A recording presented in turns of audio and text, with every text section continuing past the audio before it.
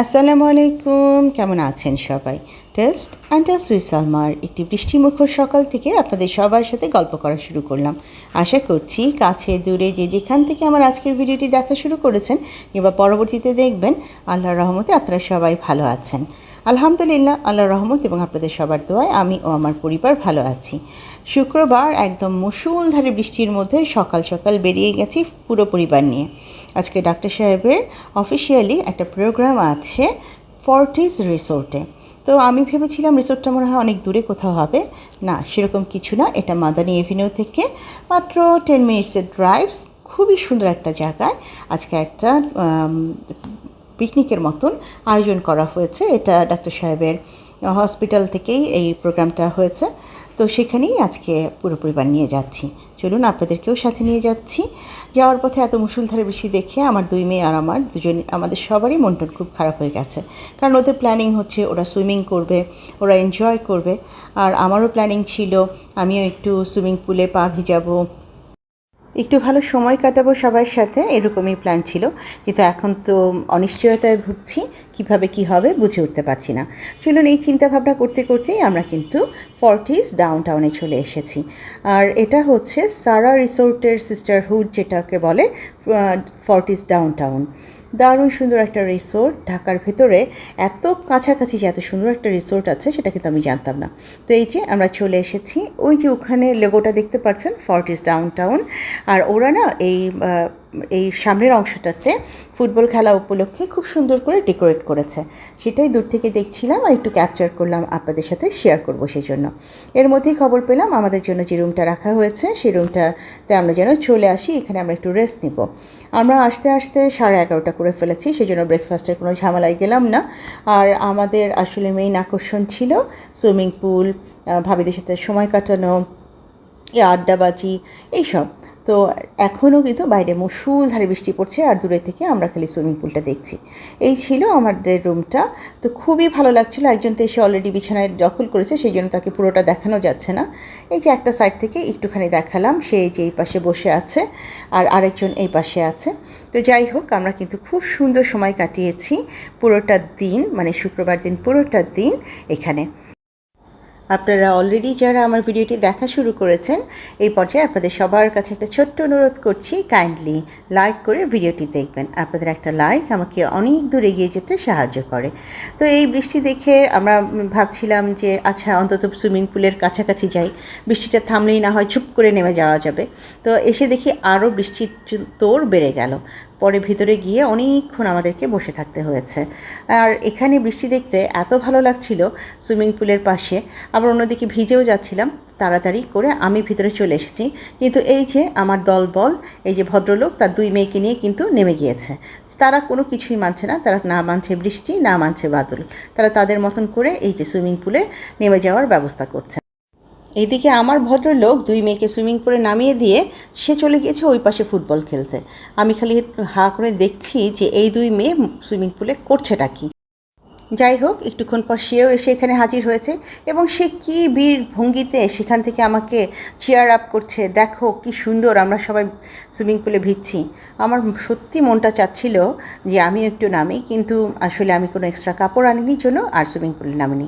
কিন্তু অসম্ভব আগ্রহ থেকে জাকুজিতে নেমে গিয়েছিলাম, জাস্ট পাটা ভিজিয়েছি। এই বৃষ্টির মধ্যে সবাই যখন ঠান্ডা পানিতে সুইমিং করছে, আমি জাকুজিতে এসে আমার পাটা ভিজিয়ে বেশ আরাম পাচ্ছিলাম, কারণ এখানকার পানিটা বেশ ওয়ার্ম ছিল। যাই হোক, এইসব দেখে তারা তিনজন আর ওখানে টিকতে পারলো না, তারাও এসে এখানে হাজির। এই যে দেখুন এই পাশে একজন, আর এই যে দেখুন এই পাশে একজন। তারা দুজন গিয়ে আবার বড়জনকেও ডেকে এনেছে যে আসো আমরা জাকুজিতে এনজয় করি। তাদের ডাকাডাকিতে এই যে বড়জনও এসে হাজির। মানে এই তিনজন কী যে এনজয় করেছে সেটা আমি আসলে পুরোপুরি আপনাদেরকে এখনও দেখাতে পারছি না, কিছু অংশ দেখাচ্ছি। অলরেডি আমাদের সাথে আসা আরও একজন দুজনের পরিবার, তারাও একটু একটু করে এখানে চলে এসেছে। তো এই এত বৃষ্টি বাদল উপেক্ষা করে তারা যখন সবাই সুইমিং করছে, এনজয় করছে, সেই ফাঁকে আমি একটু রিসোর্টটার চারপাশ ঘুরে ঘুরে দেখছিলাম। এই বিশাল বড় রেডিওটা দেখে সত্যি ভালো লাগলো। এখানে রাত্রেবেলা কনসার্ট হয়, গান টান হয়। আর এই পাশটা এত খোলামেলা, এত সুন্দর। এটা যেহেতু সারা রিসোর্টের মালিকেরই আরেকটা রিসোর্ট, তো এই রিসোর্টটাও কিন্তু খুবই সুন্দর। আমি নিজে জানি সারা রিসোর্টটা কিন্তু অনেক সুন্দর। তো তারাও একদিকে আনন্দ করছে আর আমি অন্যদিকে একা একা ঘুরে বেড়াচ্ছি। আমার এত এনার্জি নেই, সাহসও নেই যে আমি সুইমিং পুলে নামবো। এই সময়টা কিন্তু বৃষ্টিটা বেশ কমে গিয়েছিলো, হালকা একটা রোদ উঠেছিল, যেটা সত্যি খুব উপভোগ্য ছিল। তো এদিকে আমি একটু ঘোরাঘুরি করে অল্প একটু ভিডিও নিয়ে চলে এসেছি। আর অন্যদিকে তারা তিনজন কিন্তু উঠে রুমে চলে গিয়েছে, কাপড় চেঞ্জ করবে, ফ্রেশ হবে। আমার হাজব্যান্ড জুমার নামাজে চলে যাবে। এখানে এটাকে আমি ভেবেছিলাম যে এটা আর্টিফিশিয়াল কিছু, এসে দেখি এরা জীবিত, এরা লাইভ কচ্ছপ এই জায়গাটায় ঘুরে বেড়াচ্ছে। বেশ মজা পেলাম তাদের ঘোরাঘুরি দেখে, এবং তারা কি আগ্রহ নিয়ে এখানে উঠে আসার চেষ্টা করছে। আসলে এই রিসোর্টটার বেশ কিছু জায়গা আছে যেটা খুবই লুক্রেটিভ, খুবই সুন্দর। কিছু কিছু থিম আছে যেগুলো আসলে ইংলিশ লিটারেচারের মিথ থেকে নেয়া। তো আমার দেখতে খুব ভালো লাগছিল, এবং আমার সেসব মিথের অংশগুলোও মনে পড়ে যাচ্ছিল। তাদের খেলাধুলা কিছুক্ষণ দেখার পর আমি এই জায়গাটায় একা একা হাঁটছিলাম। আসলে এই প্রোগ্রামটা অফিসিয়াল হলেও খুব অল্প কিছু লোকজনের এখানে একসাথে প্রোগ্রামটা ছিল। তো সেই জন্য সত্যি খুব একা থাকলেও খুব লোনলি লাগেনি, ভালো লেগেছে। আর এখানে যখন হাঁটছিলাম তখন দেখলাম এ মাথা ও মাথায় আর কেউ নেই, একা আমি আর এই হরিণ। তো ভাবলাম ঠিক আছে, হরিণ বাবাজির সাথেও কিছুটা সময় রাখবো। এর ফাঁকে ফাঁকে যতটুকু পেরেছি আমি আমার মতন করে ঘুরেছি, বেরিয়েছি। আমার যেসব ভাবিরা ছিলেন, কেউ এসেছেন, তখন একজন দুজন এসেছেন, আরও দু একজন অন দ্য ওয়েতে ছিলেন। মানে পুরো প্রোগ্রামটা জমে উঠেছিল লাঞ্চের টাইম থেকে।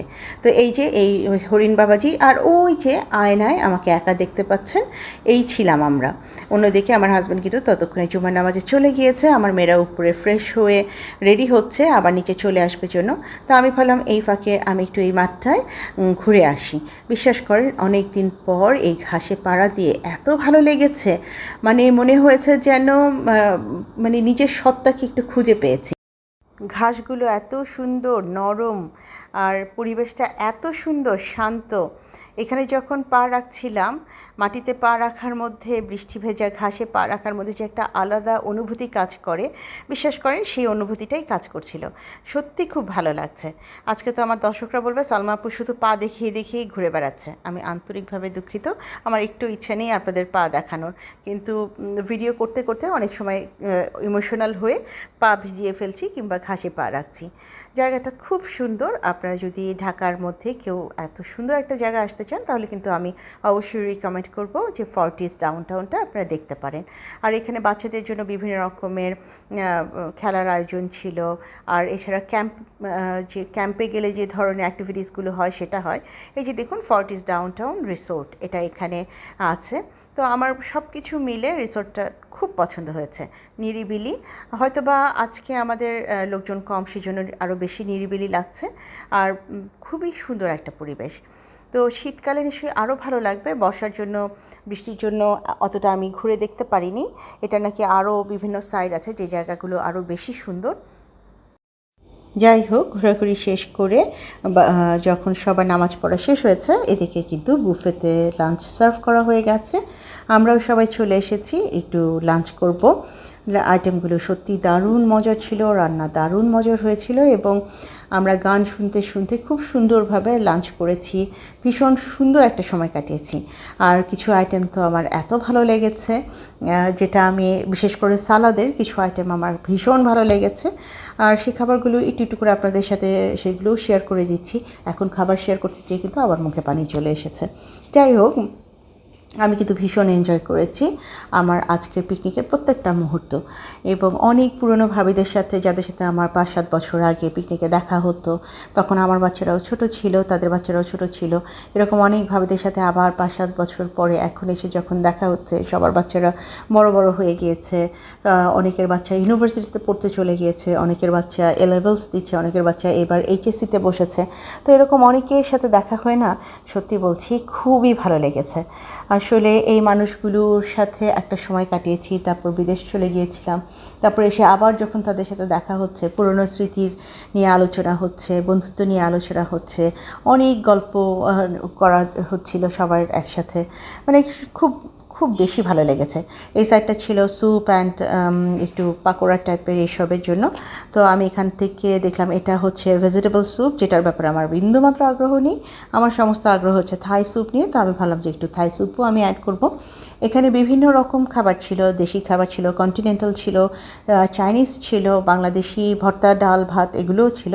তবে আমি কিন্তু আজকে চয়েস করেছিলাম চাইনিজ খাবারটা, কারণ আমার কাছে মনে হচ্ছে আমি অনেক দিন চাইনিজ খাই না, কাজে আমি চাইনিজের মতন একটা কিছু খাবো। এবং আমি সেরকমই খাবার সিলেক্ট করে নিয়ে আমার প্লেট নিয়ে তারপর বসেছিলাম। আর এদিকে কিন্তু লাইভ কনসার্ট হচ্ছে, নট কনসার্ট, আসলে গান হচ্ছিল। ছেলেটা এত সুন্দর গান গেয়েছে, এত পছন্দনীয় গানগুলো গাচ্ছিল যে সেখানে আসলে গানগুলো শুনে খাবার খেতে খুব ভালো লাগছিল। গানগুলো অ্যাড করলে হয়তো আমি কপিরাইট খাবো, সেই ভয়ে আমি গান অ্যাড করতে পারছি না, সেই জন্য দুঃখিত।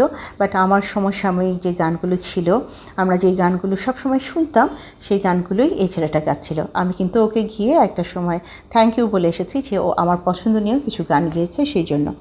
আসলে খুব সুন্দর একটা সময় কাটিয়েছি, গান শুনেছি, লাঞ্চ করেছি, আড্ডা দিয়েছি, সব কিছু মিলে। এবং আমার কাছে কী মনে হয়েছে জানেন, যে একটা দিন আমি আমার নিজের চিরাচারিত দৌড়ঝাঁপের জীবন থেকে রিল্যাক্স হয়েছি, ছুটি পেয়েছি। খাওয়াটা শেষ করে আরেকজনকে সঙ্গে নিয়ে একটু সামনে এগিয়ে গেলাম, একটু ধমক দিয়ে নিয়েছি যে কী ব্যাপার, আমার সাথে কি একটা ছবি তোলারও ইচ্ছা তোমার নেই, চলো আমার সাথে। তো সে ভদ্রলোক আমাকে ফলো করে যাচ্ছে, পিছনে যে আমার ক্যামেরাম্যান সে দেখি আবার সেটাও ক্যাপচার করেছে। আমি যে তাকে ধমক দিয়ে আমার সাথে নিয়ে যাচ্ছি, সেও যে আমার সাথে যাচ্ছে সেটাও সে ক্যাপচার করেছে। এই যে ফর্টিস ডাউনটাউন রিসোর্ট, আমরা চট জলদি কিছু ছবি টবি তুলে চলে এসেছি। বেশিক্ষণ থাকতে পারিনি, কারণ ডাক্তার সাহেবের কিছু কাজ ছিল, সেই সাথে আমার ছোটো মেয়েরও ক্লাস ছিল, যদিও ফ্রাইডে, তবুও। তো সেখানে কিন্তু আরও কিছু ঘটনা ছিল, যেমন র্যাফেল ড্র হয়েছে, কিছু বক্তৃতা টক্তৃতা হয়েছে। তো এই সব কিছু মিলে কিন্তু ওখানে আরও কিছুক্ষণ সময় কাটিয়েছি, সেই অংশগুলো আপনাদের সাথে শেয়ার করিনি। তবে আমি কিন্তু এবার র্যাফেল ড্রতে দুটো দারুণ কাজের জিনিস গিফট পেয়েছি। কী গিফট পেয়েছি চলুন আপনাদের সাথে করেই এটা ওপেন করি। তো প্রথমে কিন্তু ভেবেছিলাম বিছানার চাদর হয়তো গিফট পেয়েছি, তারপর ভেবেছি আচ্ছা হয়তো বা নাইফের সেট গিফট পেয়েছি।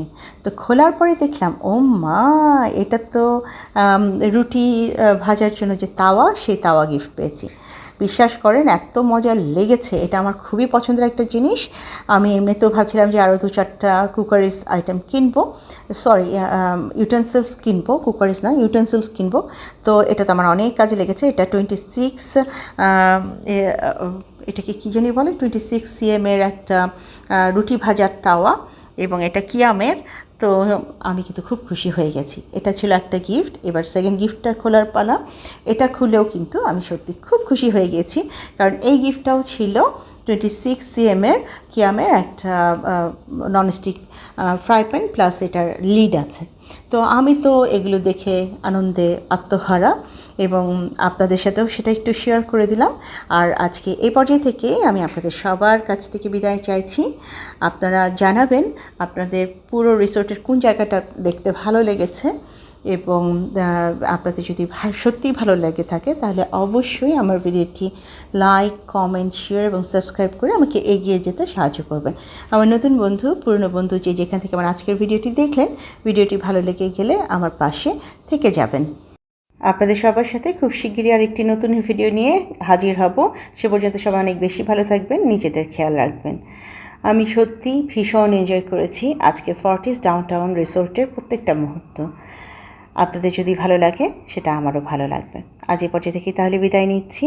আল্লাহ হাফেজ এবং আসসালামু আলাইকুম।